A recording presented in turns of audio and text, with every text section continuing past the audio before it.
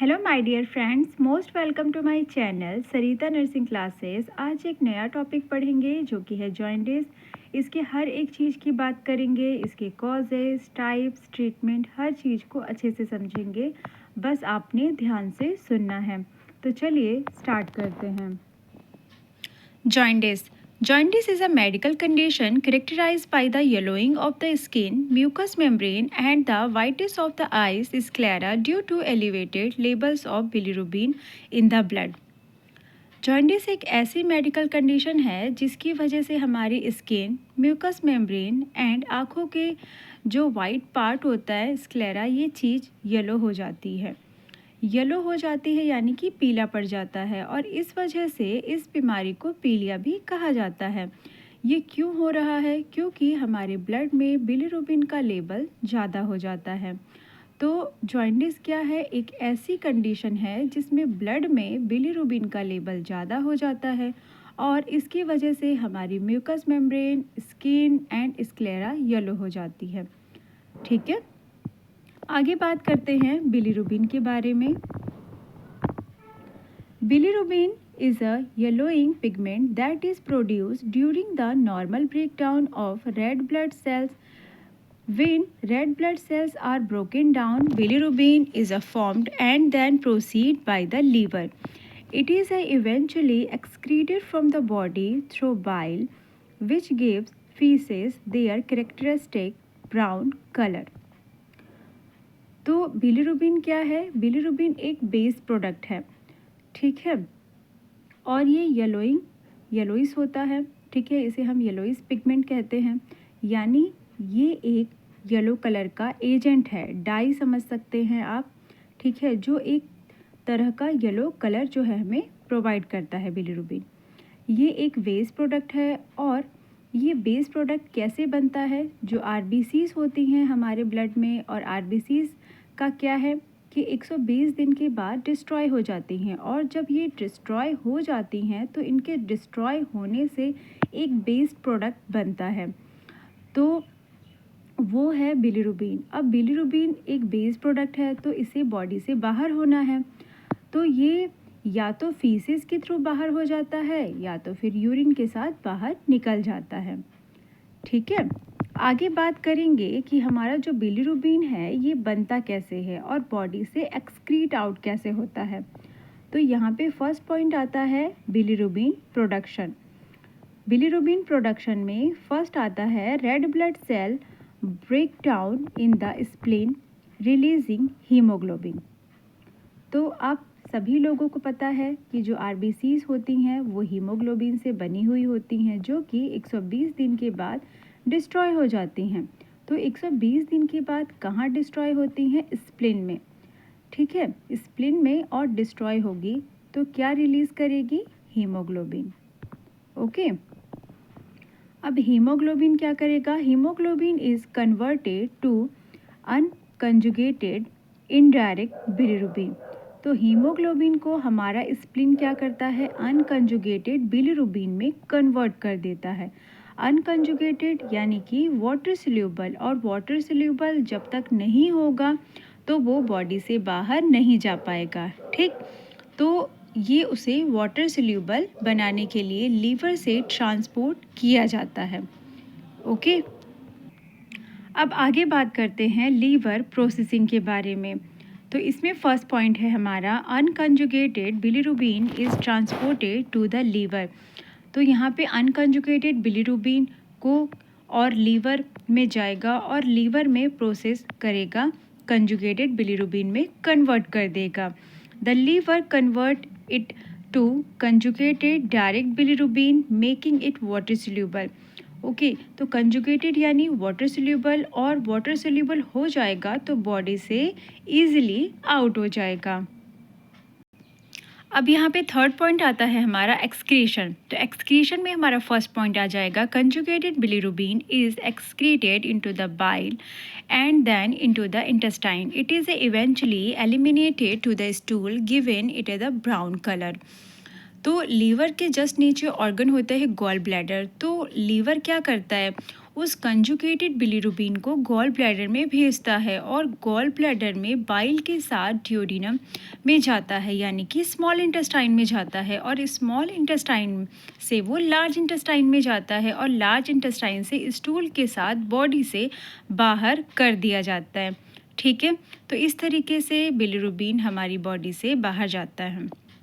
ठीक है, और यदि बिलीरुबिन जो है हमारी बॉडी से बाहर ना निकले तो क्या होगा, हमारा जो पीलिया का जो कंडीशन होता है वो हमें दिखाई देता है।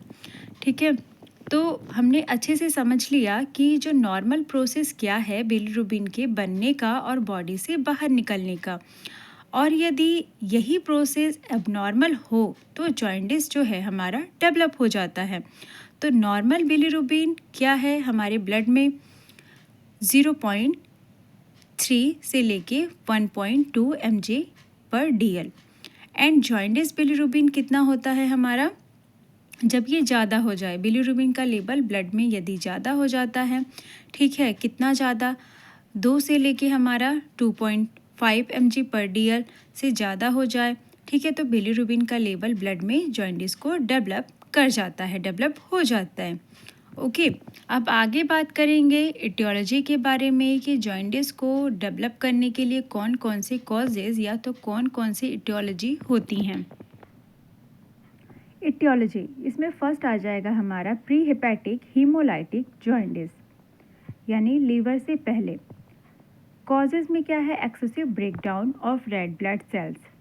ठीक है, लीवर से पहले एक्सेसिव ब्रेकडाउन हो रहा है रेड ब्लड सेल का, जिसमें क्या होगा, haemolytic anaemia, sickle cell diseases जो है हमें दिखाई देंगी। इसकी वजह से आरबीसीज जो होंगे वो क्या होने लगेंगे, ज़्यादा टूटने लगते हैं।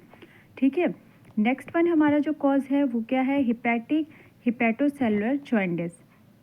तो इसमें क्या होता है कि हमारे लीवर के जो सेल हैं वो डैमेज हो जाते हैं, यानी कि लीवर डैमेज हो जाता है। क्यों, क्योंकि हेपेटाइटिस हो सकता है, ठीक है, एंड सिरोसिस हो सकता है, लीवर कैंसर।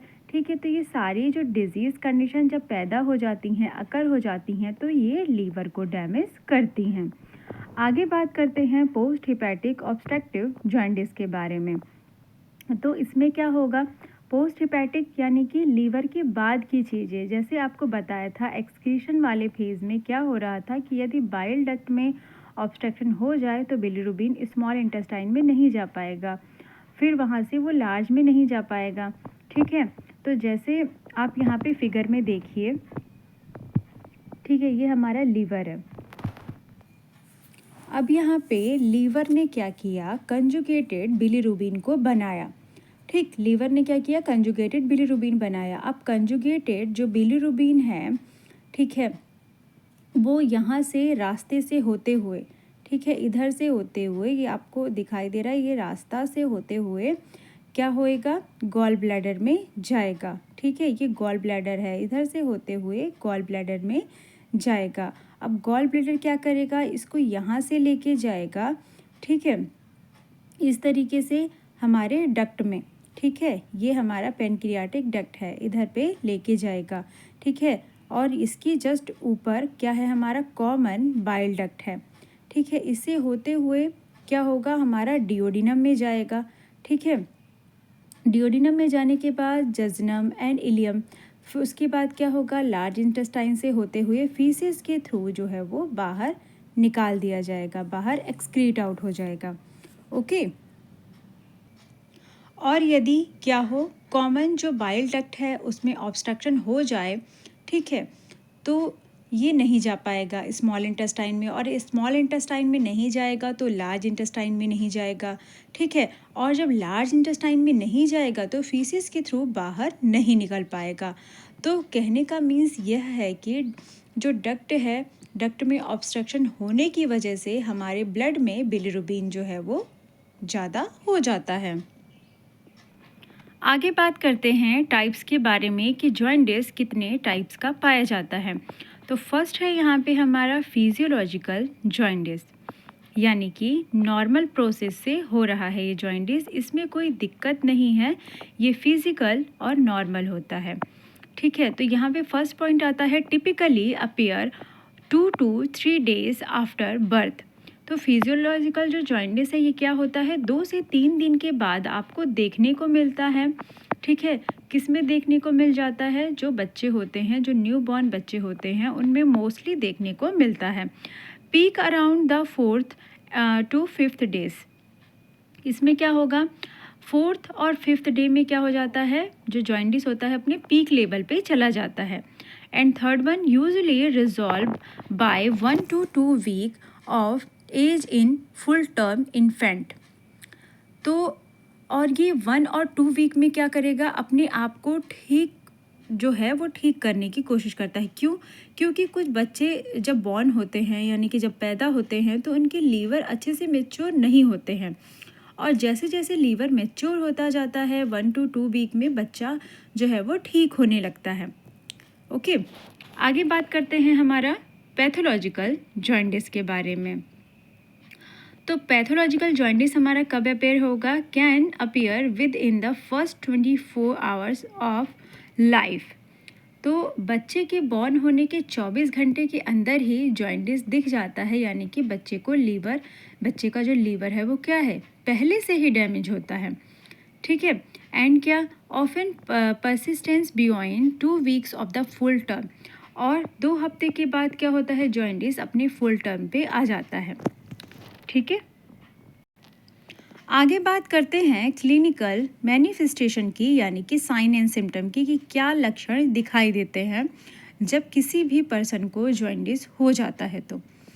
तो इसमें फर्स्ट पॉइंट आ जाएगा हमारा yellowing of the skin and sclera, यानी कि जो स्किन है और आइस में जो वाइट पार्ट है अपना स्क्लेरा वो येलो हो जाता है, पीला पड़ जाता है। डार्क यूरिन होता है, पेल स्टूल होता है, ईचिंग होता है। ठीक है, जो बॉडी है पेशेंट की वहाँ पे ईचिंग होता है, फटीग होता है। ठीक है, बहुत ही ज़्यादा टायर्डनेस होती है। ठीक है, डिजीनेस के चांसेस होते हैं, and abdominal pain in some cases. कुछ लोगों में जो है एब्डोमिनल पेन का भी शिकायत देखने को मिलता है। आगे हम बात करेंगे डायग्नोसिस के बारे में कि हमारे जॉइंटिस के लिए हम क्या डायग्नोसिस प्रेफर करते हैं। तो फर्स्ट इसमें आ जाता है हमारा medical history. This include asking about symptom, duration of jaundice, any recent travel, alcohol use, medication history and family history of liver disease. तो क्या करना है, पेशेंट से क्वेश्चन पूछना है कि आपको किस तरीके के जो सिम्टम्स हैं वो दिखाई दे रहे हैं, कैसा महसूस कर रहे हैं आप, ड्यूरेशन क्या है, यानी कि कब से आपको जॉइंटिस के लक्षण दिख रहे हैं। ठीक है, आपने अल्कोहल यूज़ करते हैं, ठीक है, किसी तरीके का कोई मेडिकेशन आपका चल रहा था, कोई फैमिली हिस्ट्री है, आपको लीवर डिजीज़ है पहले से। तो ये सारा जो मेडिकल हिस्ट्री में हम नोट डाउन करते हैं।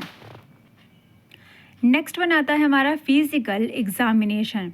तो फिजिकल एग्जामिनेशन में क्या करना है, the doctor will look for sign of disease, liver disease such as the enlarge liver और spleen, ascites, fluid of the abdominal. ठीक है, डॉक्टर जो है वो सारे साइन एंड सिम्टम्स को चेक करेंगे, लीवर की डिजीज़ तो नहीं है ये चेक करेंगे, और पेशेंट को कहीं असाइटिस की प्रॉब्लम तो नहीं है।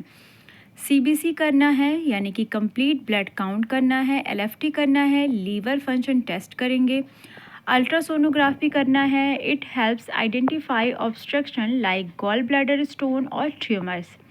सीटी स्कैन करना है, एमआरसीपी करना है, मैग्नेटिक रेजोनेंस कोलिनेजो पैनक्रियाटोग्राफी करना है। एंड क्या, a non invasive imaging technique due to visualise the bile duct and pancreatic duct.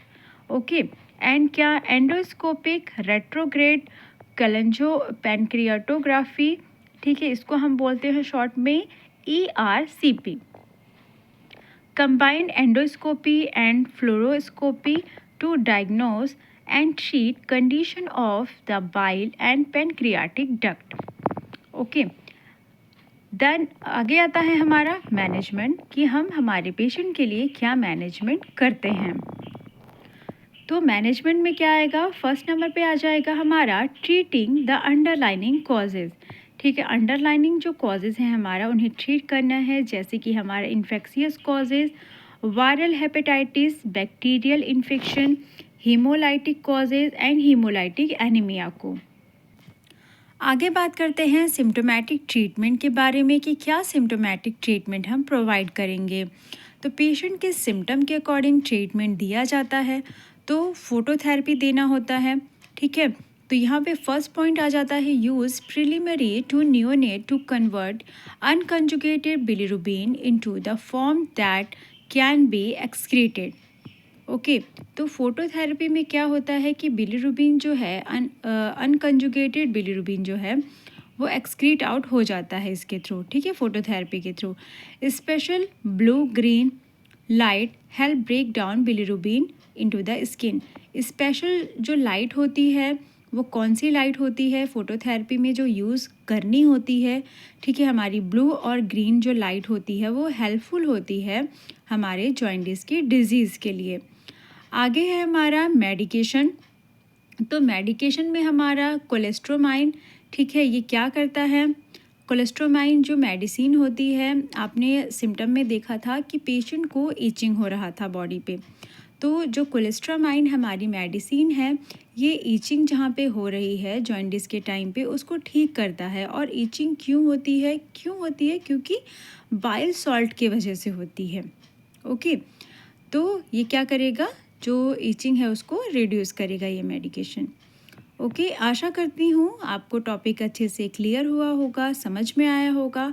Notes का जो पीडीएफ है आपको मेरे टेलीग्राम चैनल पे मिल जाएगा, मैं कमेंट बॉक्स में लिंक डाल दूँगी, ठीक है। वीडियो अच्छी लगी हो तो चैनल को लाइक शेयर एंड सब्सक्राइब ज़रूर करें। Thanks for watching guys.